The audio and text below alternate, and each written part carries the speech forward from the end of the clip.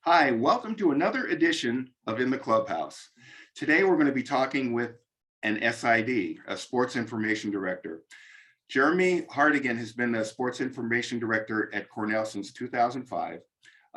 He's a St. Bonaventure grad, and he's deeply involved in the Ivy League and all things Cornell sports.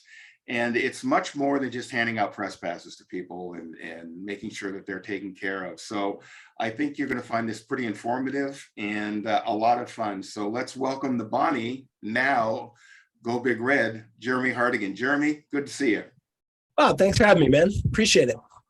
So tell us, when you were in high school, what path did you decide you wanted to take? Did you to get into college and get where you are? Yeah, it's a great question. So I had a little bit of talent for writing and a little bit of talent for numbers, but I wasn't great at either. I kind of was good in both. Got to college, wasn't sure what I wanted to do. I started out as an engineering major. And then went to elementary education, and then swung over to journalism, mass communication. And then from there, I had no idea where I was going to go. So I thought that I probably was going to be writing in a newspaper. Luckily for future-proofing my life, that ended up being a good choice, not to go into newspapers. But I had a student job beginning as a freshman in the athletic communications office, sports information office at St. Bonaventure, and found out that they paid you to watch sports for a living. And that was a pretty good gig, right? So as a sports fanatic, kind of did some student radio, did some student writing, but never quite had as much fun as being in the sports information office. You get to work with the teams, you get to work with the coaches. It's a really fun job. Just like everybody, right? We've had days where it's hard to get into the office or you don't want to do X, Y, or Z, but there are very few days where I'm not super excited about coming into the office and whatever's coming next. Even when there's a foot of snow on the ground and it's like -5. Yeah, and there are days Yes. in Ithaca, New York, right? Yeah, for people who don't know, Ithaca, New York is pretty much in the middle of the state south, but they do get snow. And, winters can be challenging at times. Yeah, we're not in the snow belt as much as like Syracuse, Oswego, a little bit north. But we get snow for sure. It gets pretty cold in central New York. So we get all 4 seasons, and we get the 4 seasons really, really strong. And winter's no exception. What now, when you were at St. Bonaventure, what sports were you working with? Yeah, so as a student at the time, there was one full-time sports information director and no assistants. I don't remember exactly how many sports we had, probably 16 or 17. And so the director was really kind of involved in basketball, men's basketball all the time. It's St. Bonaventure's #1 export is men's basketball. And so I got to deal with a lot of the different sports, mostly baseball, like women's soccer, swimming and diving, women's basketball a little bit. So got hands-on experience that you wouldn't necessarily get at another Division I as a student. I was doing the same things I was doing there as a freshman and sophomore that I would later do as an intern at Cincinnati, an assistant at Cincinnati, and then when I came to Cornell. So it was really great opportunity to get hands-on experience as an undergrad that was probably as valuable as, the first year or two getting into your career. And once you graduate, how did you get the gig at Cincinnati? So you'll have to hold on for this one. It was kind of a story. So I kind of linked up at a grad assistant at Oakland University, which is in Michigan, right outside of Detroit, and didn't get into grad school, which makes it really hard to be a grad assistant if you don't get into grad school. So I was kind of left rudderless well into August. my college roommate, Phil Labella, who's the longtime sports information director at Lafayette College in the Patriot League, Yes. had gotten an internship at Cincinnati. And I was really kind of jealous of him and the great opportunity he had. And the first day of work, there were two interns, and the other intern just didn't show up. So Phil said, "Hey, I know somebody." And so I got a call. I think I don't even know if I interviewed. I think they just said, "Come on out." Jumped on a Greyhound bus. Took 2 days to get out there to Cincinnati. Lived with Phil for a couple of months, and then he got this opportunity at Lafayette and left me there.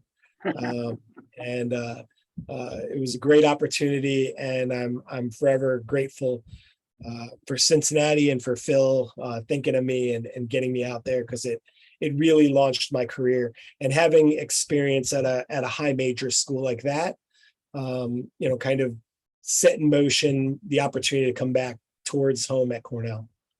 Yeah, because you're from Albany originally, right?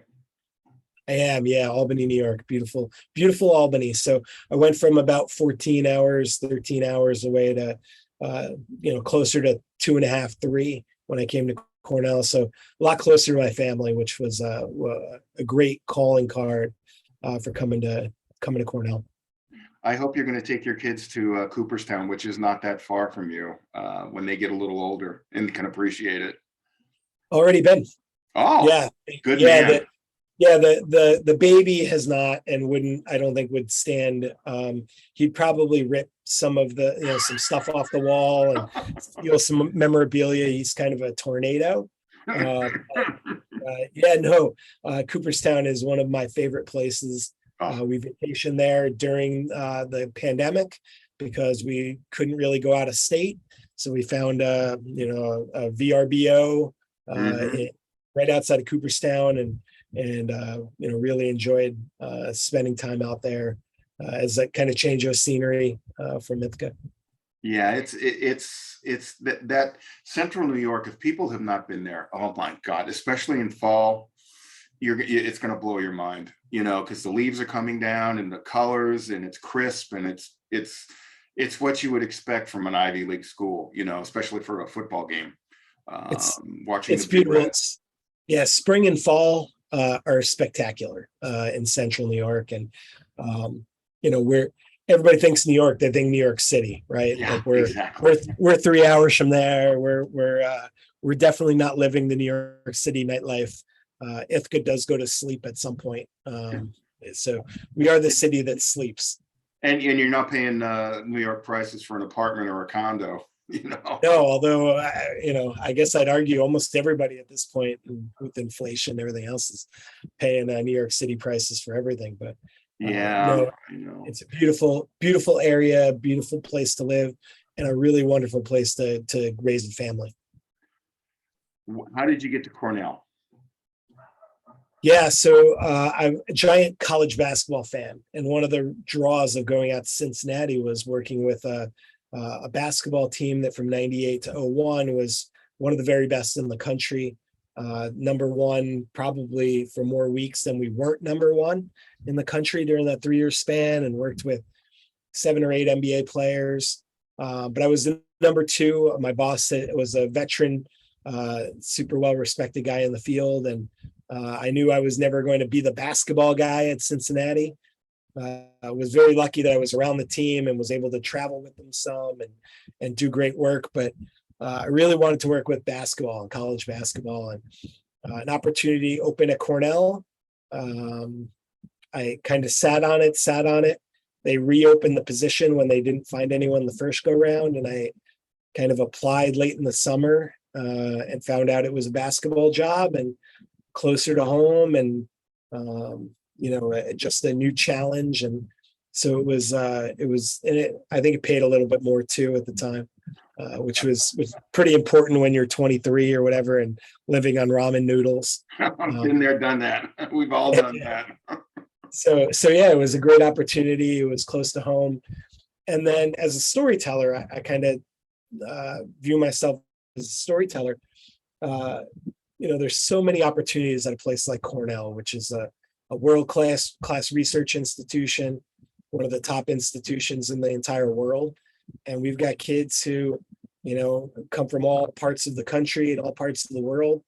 They've got unbelievable stories of overcoming odds and meeting expectations. And it's a great place, and it's a really special place. And so that's what's kept me for 20 some years is the kids and the people.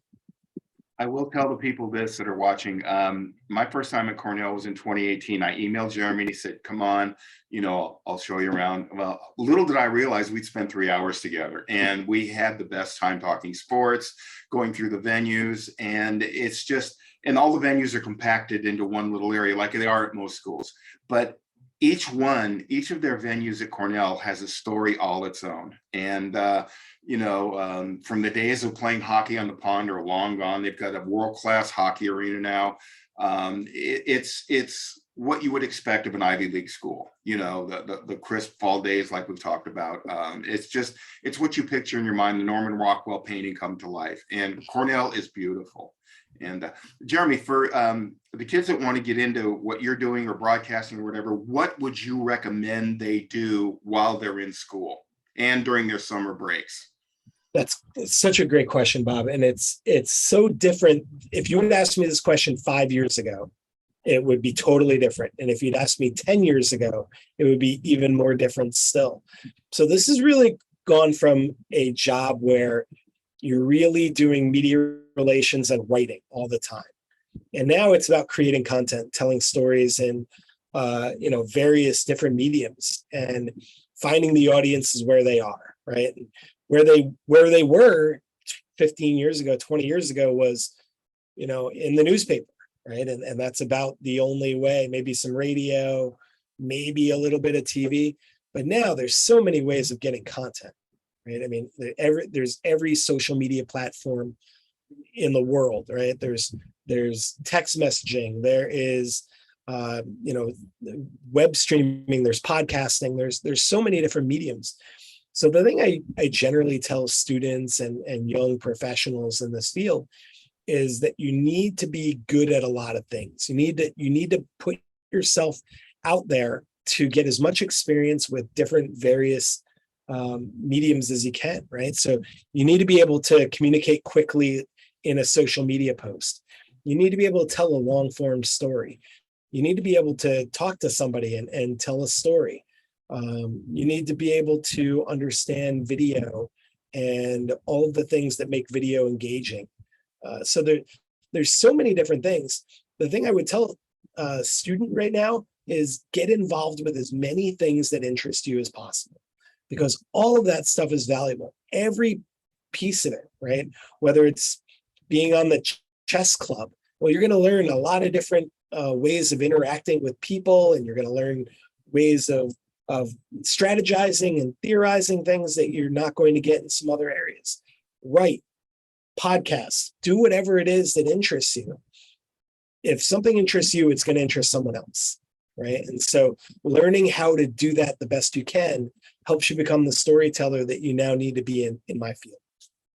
That's a great answer, and when I talk to kids, I tell them the same thing: do whatever you can, because you never know. It might not be, you may not become the Red Sox or Yankees broadcaster. You may end up working for a university as their basketball announcer or something, or on ESPN or something like that, or another, the Big Ten network or something like that. Chances are the thing you want, you may not get. You're going to have to look elsewhere, but you'll still be in the same field. It may not be working for a major league team. It could be working for a college team, which I think would be a hell of a lot more fun. I just think college sports and the way things are going now is so much more enjoyable. And, you get to interact with the kids. And for one, I know for you, it keeps you young. Yeah, I mean, I look old. Probably look much older. Probably look much older than my 24 years. Just kidding. Wait a minute. I got a trash can here. Let me go ahead. But I look back on my career, and I see all the different things that kind of built in my life to get me where I was. Right, like I was obsessed when I was younger with statistics and baseball cards and, reading the statistics off the baseball cards and Yep. figuring out, people talk about sabermetrics and all these things that now are, well, that's what we were doing back then, was reading Bill James and trying to understand what made the, perfect player and all of those things. And then I wanted to do a little bit of broadcasting, and I worked on the radio. And I don't have a voice for radio, but what it did do is it helped me understand what people in the radio field would need versus what maybe people in the TV field versus what a print reporter, and it also made me a little bit more comfortable talking in public. I don't know. I'm not a great public speaker. If you get me in front of a room, I get nervous just like anybody else. But I think it probably helped me in that area. I think that my writing has helped my storytelling. I think that by writing, I've learned what I need to get out in a story. So that's helped my interviewing, right? So when I interview somebody, I know what I need to get out of it. So how do I get the questions formulated to every little bit builds on each other to kind of create who you are. So the more you're involved in things you're interested in, the easier it is to kind of find what your niche is. And that's kind of how I got there. And that's another thing too, finding your niche in writing or broadcasting. You don't want to be the screamer and the yeller like some of these guys. You want to have your own identity. And I tell kids that all the time. Be who you are. Don't copy. Pick from people. Pick from Vin Scully or Jack Buck or, Hank Strammer, whoever you want, or John Madden, but make it your own. Don't pick from a bunch of different people, but make it your own. You want your own identity. You don't want to be you're just like so-and-so. You want to be different, especially in your writing too. You want to have different chops than other people. You want to have a different angle. And from what I've learned and what I do, it's not all, shock jock stuff, because you've lost me right then and there. And I think you've lost a lot of people when you start, sensationalizing everything and screaming and yelling. I have no, that's just not good journalism in my eyes. Yeah, it's the world is different, right? In terms of broadcasting and kind of what we grew up on. So we were talking not too long ago about Sports Center, and when I was when I was in my college years and on, watching Sports Center and idolizing the highlights and the anchors, and then how it slowly evolved to shtick over the years, and became more about the personalities than it did the sports. That certainly has had some effect. It's also, I'm sure, brought more people in. So, there's good things and bad things about each of it, but it's not necessarily my style. But you also can look at those broadcasters and realize their talent where it sits, right? But it's not necessarily my cup of tea. Yeah, I agree with you. I grew up with Vin Scully. I was one of the transistor radio kids in the 60s. We put the little radio, for those of you who don't know, a transistor radio is about this big, and we would listen to it AM under the pillow at night in the mid 60s. And I'd hear Vin doing his thing, talking about Comiskey Park or Ebbets Field or any of these places. And you have to be not necessarily a wordsmith spouting off all these words, but you got, like you stated, you got to paint a picture. You've got to be a storyteller. And he is probably the best I've ever heard at storytelling. That guy, he could make the phone book sound good. He just has that way about him, that soft mannerism. The perfect example, when Sandy threw his perfect game against the Cubs, 2-2 to Harvey Keene, 1 strike away, and Sandy threw the perfect game. He just sat there and let the crowd tell the story. It was genius. I've heard the radio on it. It's on, you can look it up, it's on YouTube, but he just sits there for like 45 seconds and doesn't say a word. And that speaks volumes. He lets the moment kind of dictate what's going on, which I think is genius. Great storytellers in any format figure out how to tell a story, right? Absolutely. Sometimes the story isn't about you or your words or your choices. It's your choice, and that's a perfect example of being a great storyteller. And he's one of the all-time best. Right? Absolutely. Without question, he's one of the all-time best. And maybe in another situation, and maybe it's not Drysdale, and maybe something else, I bet you if you listen to a call that he had of another no-hitter in another game, in another situation, he may have called it totally differently because he was the greatest professional you could possibly imagine. And just a wonderful storyteller.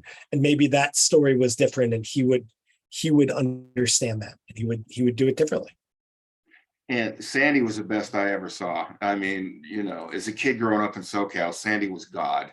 And, I got to watch another one, Nolan Ryan, growing up in Anaheim. I mean, that guy, I don't know how he did it for so long. He was a freak of nature, but, those guys are few and far between anymore. You don't see those guys anymore. Sandy was a Cincinnati guy, right? Yeah. University of Cincinnati guy. And so he was back when I was there. And I don't remember what the celebration was. Maybe his 50th. I don't remember what it was, but I had this unbelievable opportunity to kind of walk around with him as kind of an escort is maybe the wrong word. I'm not sure exactly, but to take him around the facility a little bit and just spend a couple of minutes with him. And that really went a long way. He's such a legend in the way that people look at him and talk to him. And just, it was one of the highlights of my career out there. If anybody knows Sandy, Sandy loves college basketball. He's usually at the Final Four somewhere, and he's very nondescript. He's, usually in the shadows, but he's there. He loves college basketball. Did you take him inside Schmidlap, the old arena, the old gym? So I'm trying to remember where we went. So I'm certain that we did. I'm certain that we brought him to the Shoemaker Center, which is the basketball arena Right. then. I think that was before the Oscar Robertson statue went up. Yeah, it was such an amazing. It was so amazing. It was a real. The Sandy Koufax baseball card was like the thing that I needed as a young baseball card collector that I've never owned. That I need to have in my collection.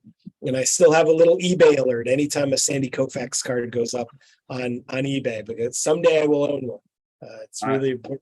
My mom threw all mine away, and I had all of them too. Anyway, that's a different story. But yeah, when we were kids, there was cards you wanted to get. I remember this is a true story. You remember the ice cream man? I don't know if they had them in Albany, but Sure. The ice cream man used to come around in the summertime, and this guy sold baseball cards. And I got a pack and I opened it up. I got 2 Don Drysdales, and I'm like, holy shit. Wow. As a kid, you're thinking, wow, it's Christmas, and the cards you wanted were Mickey Mantle. You wanted Willie Mays, Hank Aaron, Clemente, Koufax, Drysdale, those guys. And they were our heroes when we were kids. And, I believe I had a Yaz rookie card, which I wish I had. I've got his poster hanging in my office he signed it for me. So I'm happy there. So You've got a lot of cool memorabilia behind you, by the way. Oh, thank you, bro. This is just a partial. Yeah. Well, I've been sitting there going, okay, we got to, what's the glove? What's the mitt? What's this? What's that? I've got stuff I've got stuff packed away. When I get my basement or my studio, when we get our retirement home, it's all going up, and that's why I'm going to hang my jerseys and things like that, helmets if I get them. It's just, it's a way to pay homage. I'm grateful to what I've done, and I know you're grateful to what you've done, you've accomplished. And it's just a way to, display what you need to display. It's a guy thing, but, I'd rather display that, it's just, it brings back a lot of good memories, which I know you have. Let me ask you this. What's your fondest memory at Cornell? What's your best moment? Yeah, that's so hard. Yeah, it's you ask one memory, but in 2010, the men's basketball team at Cornell went to the Sweet 16. And so I got to ride that and just an unbelievable group of guys. I'd been with them for a 2-win season. And within 10 years, they won 29 games and lost to Kentucky at the Carrier Dome in front of 30,000 Cornell fans, it seemed like, at least. That was that and the ensuing publicity. So the parts of my job was really talking to people across the country who were interested in Cornell and in my team and in my players, my coaches. And my very specifically, they were telling 4 or 5 stories, as media often does. They kind of coalesce around, a couple of stories, and everybody kind of beats those to death. And was able to sell a news story to the Washington Post because they didn't want all the other stories. And kind of on a whim, I gave them a quick story, and we got it published. There was thousands and thousands of column inches. We probably had millions of dollars in free advertising for Cornell athletics. And that one very specific story that wasn't like all of the rest, that I found because I listened and I cared and I built relationships and I was ready when the moment came. And it's just kind of a small moment, but it I hope encapsulates what I like to do in my career, which is find the story and give it to the right people to tell it. That's a great story. And like you said, it's not the same regurgitated stuff we hear over and over again. It's something fresh and different. And that's what I think, honestly, that's what most people want to hear. That's why I do my podcast. I'm not a screamer or a yeller. I let you guys tell the stories because they want to talk to you or want to hear what you have to say. And for me, it's a double whammy. I'm enjoying hearing everything my guests have to say because it's interesting, and it brings out a different facet of people and a different look at what maybe an umpire does, or a pitcher, or an SID. It gives you a different perspective. And, like you said, there's many facets to your job, and you've got, you're an SID, but you've got the term many hats. You're working with a football team, you're working with a hockey team, you're working with women's swimming or lacrosse. It's almost like it's something new every day. That's the best part of my job, right? I joke all the time. My parents never really understood. I mean, they kind of do, but they find it hard to explain to others what I do. So they usually just say that I'm a professor, at Cornell and teach sports kind of thing. But the part that I love the most is that it is hard to explain what I do because we do so many different things. So just today, to give you a really quick example of what'll be on my hit list today, I'm going to write some bios of incoming recruits or different sports. I'm going to update the website. I'm going to go through probably about 5,000 photos from this past year and choose between them, tag them, edit them, get them up into our digital asset management system. I'm going to interview a job candidate for one of my open positions. There's about 3 other social media posts that I need to do. And then I've got some information about a story that I need to write that I need to kind of follow up on and research to see if it, will make where that story will best be told, whether it's on social, whether it's a video, a story, how we're going to tell it. So just in one day, I'm really kind of doing, 5 or 6 completely unrelated tasks that are all kind of fall under my umbrella. And it's going to make for a fun afternoon. And that's why, I raced in this morning to work because I wasn't in yesterday with the holiday, the Juneteenth holiday. I was off for the weekend. So I missed 3 days of work. So now it's exciting times to get back here and start a new project. I hope you people have enjoyed this. He's Jeremy Hartigan. He's a great SID. He's been a friend of mine for a few years now, and he explained his job to a T, and I think the kids will get a big kick out of this. Because you said literally what you do. It's, you may be an SID, but you wear many hats. You're doing a bunch of different things. Yeah, Bob, I appreciate you. I appreciate you giving me the opportunity to talk to you about it. Absolutely. And you're such a wonderful friend and someone I really was excited you reached out. So thank you so much for having me. He is Jeremy Hartigan. I'm Bob Busser. As always, remember, take the road to the left, You never know what you'll find. Talk to you next time. Bye-bye.